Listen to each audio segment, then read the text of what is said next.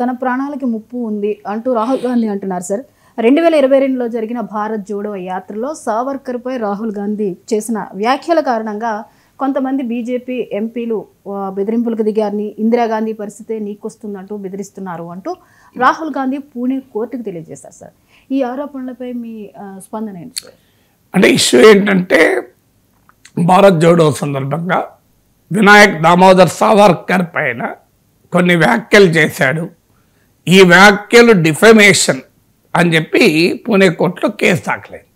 ఆ డిఫమేషన్ కేసులో సందర్భంగా రాహుల్ గాంధీ తన ప్రాణాలకు ముప్పు ఉందని, తనకు ఇందిరాగాంధీకి పట్టిన గతి పడుతుందని బహిరంగంగానే బీజేపీ నాయకులు ఎంపీలు హెచ్చరిస్తున్నారని ఆయన ఒక కోర్టుకు తెలిపారు.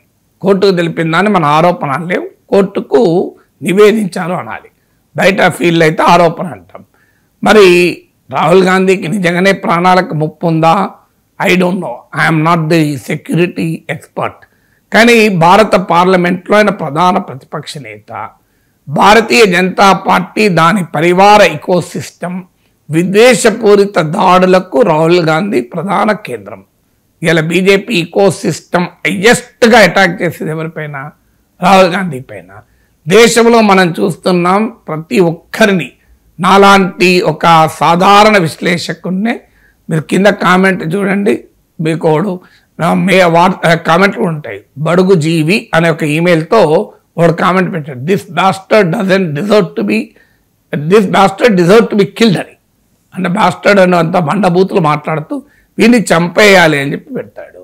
మీకు ఇంకా వీని అంతు చూస్తాం అని చెప్పి నీకు ఓపెన్గా మీకు మంగళగిరి నుంచి ఒక తెలుగుదేశం కార్యకర్త పేరు కూడా నేను చెప్పగలను, కానీ బాగుండదు. లోకేష్కి ఆల్రెడీ చెప్పాను, ఆయన ఏ చర్య తీసుకోలేదు.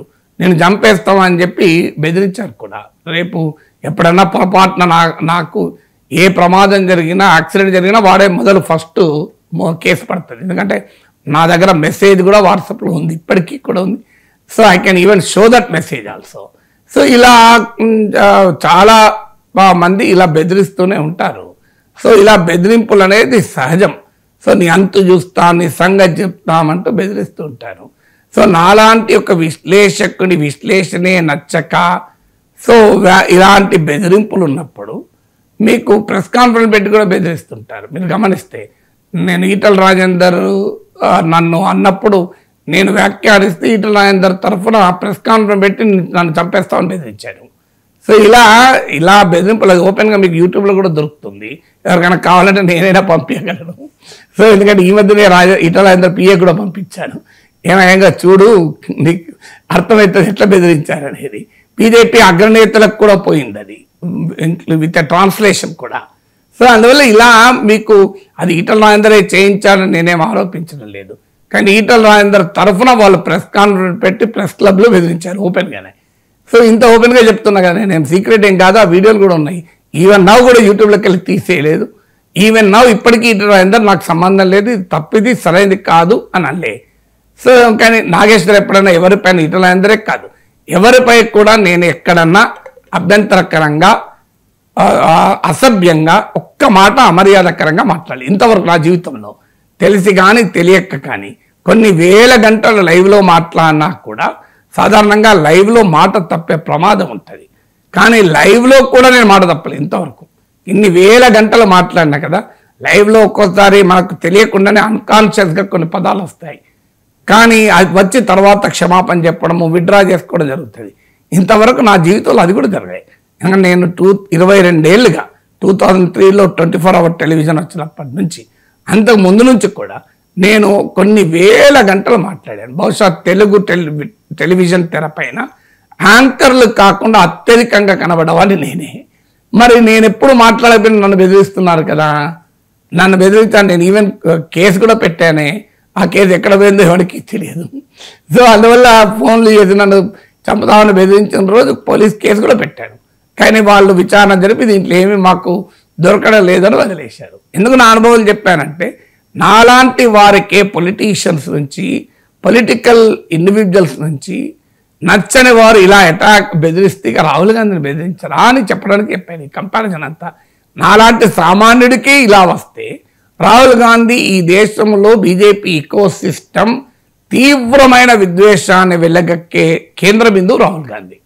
సో రాహుల్ గాంధీ వాళ్ళకి శత్రువు, నేను శత్రువును కాదు, నా వల్ల ఎవరికి ప్రమాదం లేదు, నా వల్ల వ్యక్తులకు ప్రమాదం లేదు, నాయకులకు ప్రమాదం లేదు, పార్టీలకు ప్రమాదం లేదు, నా విశ్లేషణ వల్ల ఏ ప్రభుత్వాలు పోవు, ఏ నాయకుడు ఓడిపోడు, ఏ నాయకుడు గెలవడు, ఏ ప్రభుత్వం రాదు, అయినా నా మీదనే అంటే ఇక రాహుల్ గాంధీ పైన కొన్ని మిలియన్స్ ఎక్కువ ఉంటుంది కదా, దాడి ఉండకుండా ఉంటుందా? సో అందువల్ల ఖచ్చితంగా మీకు ఆ రకమైనటువంటి ప్రమాదము, బెదిరింపులు రాహుల్ గాంధీకి వచ్చి ఉండవచ్చు. రాహుల్ గాంధీ అన్నదాన్ని నేనేమీ కాదనలేను, ఎందుకంటే నా అనుభవంతో చూసినప్పుడు ఖచ్చితంగా రాహుల్ గాంధీకి బెదిరింపులు వచ్చి ఉండాలి. ఆయనను రక్షించాలన్న బాధ్యత భారత ప్రభుత్వం పైన ఉంటుంది. అదే కాకుండా ఆయన కుటుంబంలో ఇద్దరు బలయ్యారు కూడా ఈ విద్వేషానికి, ఈ ఉన్మాదానికి, తీవ్రవాదానికి. మీకు ఇందిరాగాంధీ బలయ్యారు, రాజీవ్ గాంధీ బలయ్యారు. సో అందువల్ల ఆ కుటుంబాల్లో ఇద్దరిని కోల్పోయిన చరిత్ర కూడా ఉంది కదా. అందువల్ల దేశానికి ప్రధానమంత్రిగా ఉన్న ఇందిరాగాంధీ చనిపోయారు, మాజీ ప్రధానిగా రాజీవ్ గాంధీ చనిపోయారు. అలాంటప్పుడు రాహుల్ గాంధీకి ప్రమాదం ఉంది తన ప్రాణాలకు అంటే నేను ఎలా లైట్ తీసుకోగలను అలాంటి వాళ్ళు. సో నిజంగానే ఆయన ఆరోపణ పొలిటికల్ ఆరోపణ కావచ్చు, దానికి బీజేపీ ఆన్సర్ చెప్పాల్సి ఉంటుంది. కానీ we cannot take it for granted. ఏదో ఇది కొట్టిపారేయలేము. డెఫినెట్గా ఆయన ప్రాణాలకు ముప్పు ఉంటే మోడీ ప్రభుత్వం అన్ని చర్యలు తీసుకోవాలి. హైయెస్ట్ సెక్యూరిటీ ఉండే వ్యక్తికే ఇలాంటి బెదిరింపులు ఉంటే ఎలాంటి భద్రత లేకుండా తిరిగే మాలాంటి వాళ్ళని ఎవరు కాపాడాలి? ఈ వ్యవస్థ, ఈ ప్రజాస్వామ్యంలో ప్రజలే కాపాడుకోవాలి కదా. సో అందువల్ల అయితే ప్రతి బెదిరింపు సీరియస్ అని అన్నాను. కొంతమంది కావాలని బెదిరిస్తూ ఉంటారు, భయపడితే ఇంకా ఎక్కువ భయపడతారని. నాలాంటి వాడు కావచ్చు, రాహుల్ గాంధీ లాంటి పొలిటీషియన్లు కావచ్చు, ఇలాంటి పిచ్చి బెదిరింపులకు భయపడి మా పని ఆపే ప్రసక్తే లేదు. ఇంకా మరింత దిగ్నీకృతోత్సాహంతో చేస్తాం. బట్ స్టిల్ ఈ రకమైన సంస్కృతి కల్చర్ అయితే మంచిది కాదు, అది ఎవరిని బెదిరించినా మంచిది కాదు. సో మీకు బండి సంజయ్ లాంటి వాళ్లకు తీవ్రవాద ప్రభావం ఉన్నా అన్నా కూడా మనం అందరం ఖండించాం కదా, న్యాయం కాదు కదా. నరేంద్ర మోడీకి ప్రమాదం ఉన్నా ఖండించాలి. మీకు there is no place for violence in democratic society. నీది నచ్చకపోతే నువ్వు పొలిటికల్గా ప్రశ్నించు, కాదంటే లీగల్గా క్వశ్చన్ చేయి. కానీ violence has no place in democracy. ప్రజాస్వామ్యంలో హింసకు తావే లేదు.